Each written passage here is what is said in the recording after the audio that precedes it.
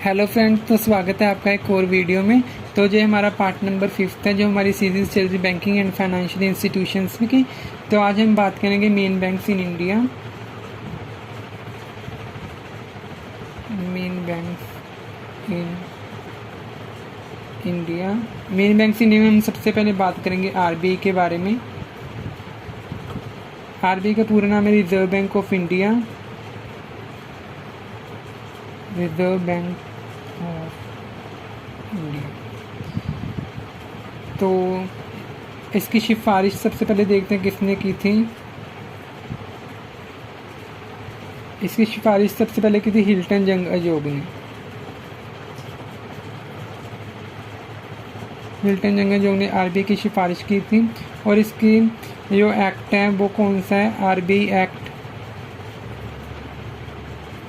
1934। और इसकी इस्टेब्लिशमेंट,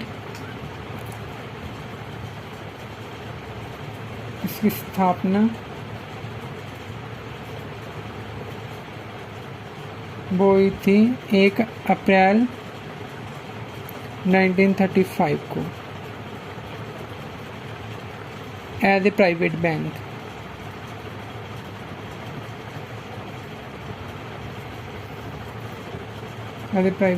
और इसके हेड ऑफिस, इसका इन पास्ट पहले था इसका कोलकाता में, इन प्रेजेंट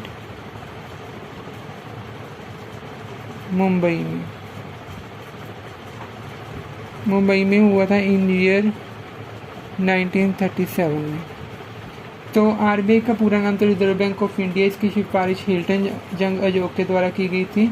और इसका जो अधिनियम एक्ट है वो है आरबीआई एक्ट 1934। इसकी स्टैब्लिशमेंट स्थापना 1 अप्रैल 1935 को हुई थी एज ए प्राइवेट बैंक, एक निजी बैंक के रूप में। इसके हेड ऑफिस पहले तो कोलकाता में था, लेकिन अब प्रेजेंट में मुंबई में शिफ्ट कर दिया गया है इन ईयर 1937। 1937 में इसका हेड ऑफिस मुंबई में बना दिया गया है। इसके बाद हमारे पास आता है रीजनल ऑफिस, क्षेत्रीय कार्यालय।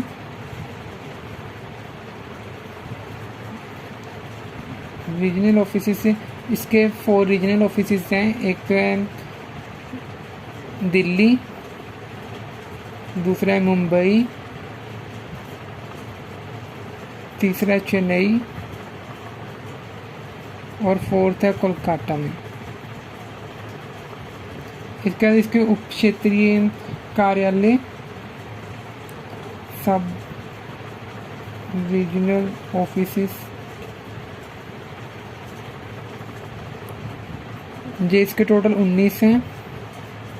और इसके बाद इसका अकाउंटिंग ईयर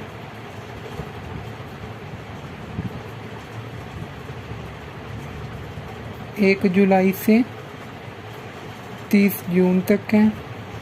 और इसका फाइनेंशियल ईयर 1 अप्रैल से 31 मार्च तक। तो आरबीआई का जो रीजनल ऑफिस है वो 4 हैं टोटल। एक तो है दिल्ली में, दूसरा मुंबई में, तीसरा चेन्नई में और चौथा कोलकाता में। एक सब रीजनल ऑफिस हैं टोटल वो 19 हैं। अकाउंटिंग ईयर 1 जुलाई से 30 जून तक का है। फाइनेंशियल ईयर 1 अप्रैल से 31 मार्च तक का है। उसके बाद हमारे पास आता है नेशनलाइजेशन ऑफ आरबीआई।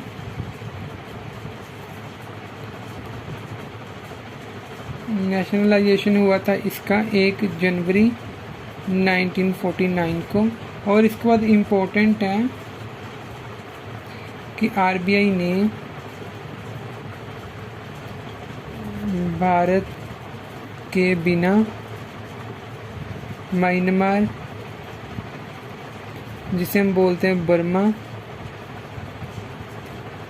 और पाकिस्तान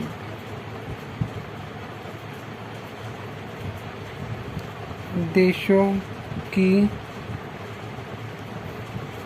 केंद्रीय बैंक की भूमिका निभाई है। तो इसका नेशनलाइजेशन 1 जनवरी 1949 को था। इसके बाद हमारा इम्पोर्टेंट आता है आरबीआई ने भारत के बिना म्यांमार, जिसे हम बर्मा बोलते हैं, और पाकिस्तान देश जैसे देशों की केंद्रीय एज ए सेंट्रल बैंक के रूप में अपनी भूमिका निभाई हुई है। इसके बाद हम पढ़ते हैं management of RBI, management and control of RBI.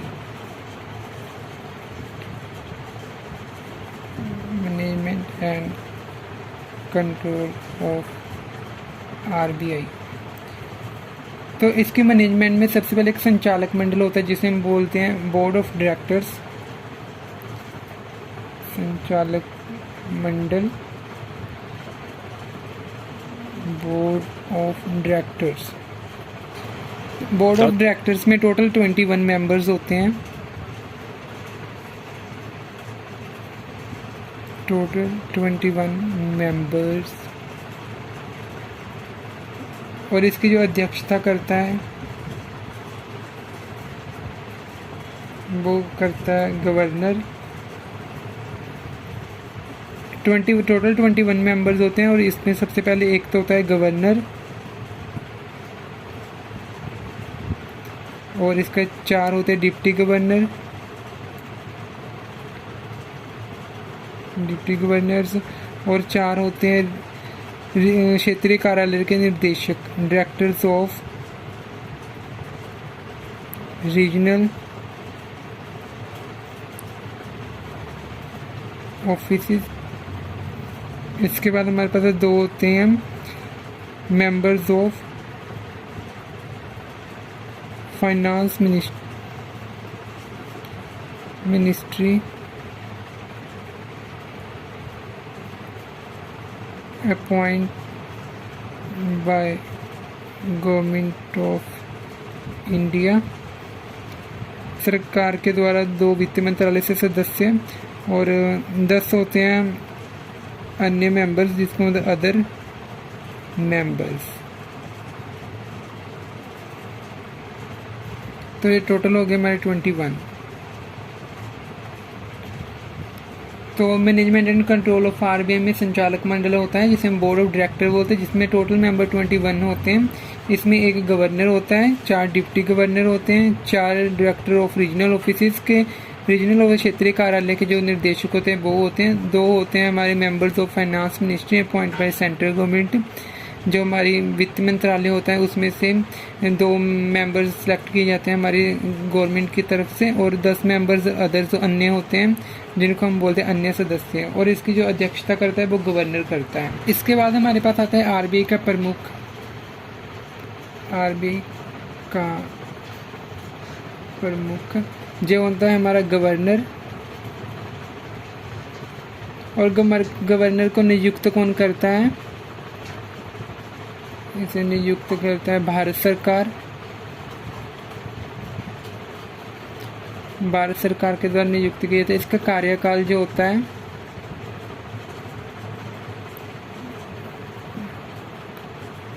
3 साल का होता है, और जो गवर्नमेंट के ऊपर डिपेंड करता है, इसको बढ़ा भी सकती है, depends on government, depends on government. तो आरबीआई का प्रमुख वो गवर्नर होता है, इसकी नियुक्ति भारत सरकार के द्वारा की जाती है, और इसका जो कार्यकाल होता है वो 3 वर्ष का होता है, और जो गवर्नमेंट के ऊपर डिपेंड करता है, इसे बढ़ा और घटा भी सकती है। तो इसका कार्य क्या होता है? मेन गवर्नर का जो इसका प्रमुख होता है संचालक मंडल के अध्यक्षता करना, संचालक मंडल की अध्यक्षता करना, जो इसका मेन कार्य होता है। इसके बाद अगर हम गवर्नर्स की बात करते हैं, गवर्नर के रिलेटेड हमारे पास कुछ इन्फॉर्मेशन है, जैसे जिसे हम बोलते हैं इम्पोर्टेंट इन्फॉर्मेशन। तो अब हम पहले देखते हैं सबसे पहला गवर्नर कौन था। आरबीआई का पहला गवर्नर वो था sir Osborne, sir Osborne Smith, sir Osborne Smith. प्रथम भारतीय गवर्नर, प्रथम भारतीय गवर्नर जो हमारे भारत के थे, जैसे सीडी देशमुख,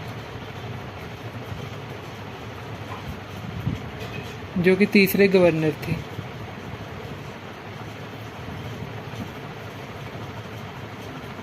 ये 1969 को हमारे जो भारत के बने वो एल के झा जो 8वें गवर्नर थे। इसके बाद 15/4/1980 को बने IG पटेल जो 14वें गवर्नर थे।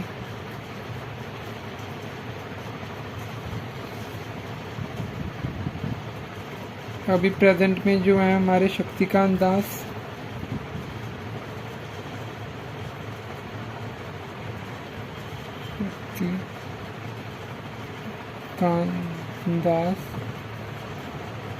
जो कि 25वें गवर्नर हैं।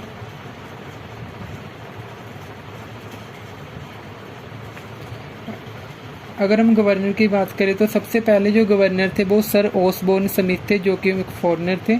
और प्रथम भारतीय गवर्नर हमारे कौन थे जो भारत से बने थे RBI के, वो थे CD देशमुख। लेकिन ये RBI के तीसरे गवर्नर थे। लेकिन ये भारत के प्रथम थे और RBI के गवर्नर जो थे वो तीसरे थे। जो पहले थे RBI के गवर्नर वो सर ओसबोर्न स्मिथ थे। इसके बाद 1969 को LK झा जो कि एक भारत के थे वो 8वें गवर्नर बने थे। इसके बाद 15 अप्रैल 1980 को IG पटेल जो कि 14th गवर्नर थे RBI के। इसके बाद प्रेजेंट गवर्नर हमारे शक्तिकांत दास हैं 21 में जो कि RBI के 25वें गवर्नर हैं। इसके बाद अगर आपसे कोई पूछे कि ऐसा कौन सा प्रधानमंत्री है जो गवर्नर और प्राइम मिनिस्टर भी रहा हो, तो इसके लिए हमारा है जो doctor Manmohan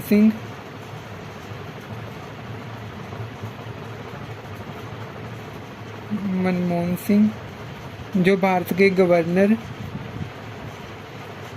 as well as